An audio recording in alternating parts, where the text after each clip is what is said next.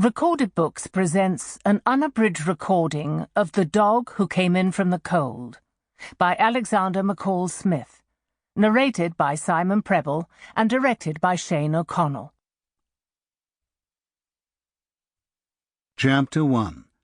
What Our Furniture Says About Us.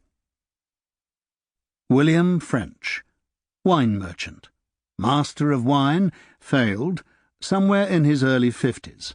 Hardly noticeably, particularly in the right light.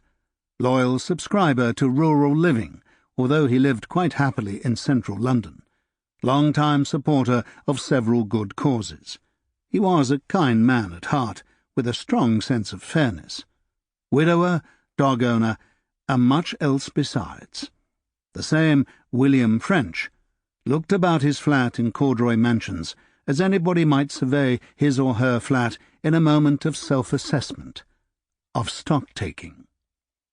There was a lot wrong with it, he decided, just as he felt there was a lot that was not quite right with his life in general.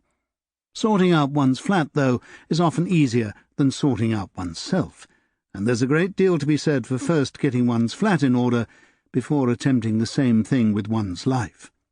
Perhaps there was an adage for this, a pithy Latin expression akin to mens sana in corpore sano, which made him think. Everybody knew that particular expression, of course. Everybody, that is, except William's 28-year-old son Eddie, who had once rendered it within his father's hearing as men's saunas lead to a healthy body. William had been about to laugh at this ingenious translation, redolent as it was of the cod Latin he had found so achingly funny as a 12-year-old boy. Caesar ad sum iam forte, Pompey ad erat, Pompey sic in omnibus, Caesar sic in art. Caesar had some jam for tea, Pompey had a rat, and so on. But then he realized that Eddie was serious. The discovery that Eddie had no knowledge of Latin had depressed him. He knew that the overwhelming majority of people had no Latin, and didn't feel the lack of it.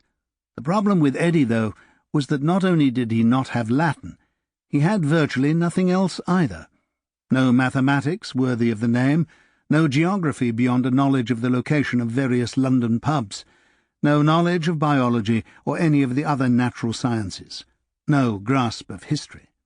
When it came to making an inventory of what Eddie knew, there was really very little to list. He put his son out of his mind and returned to thinking about the proposition mens sano in corpore sano.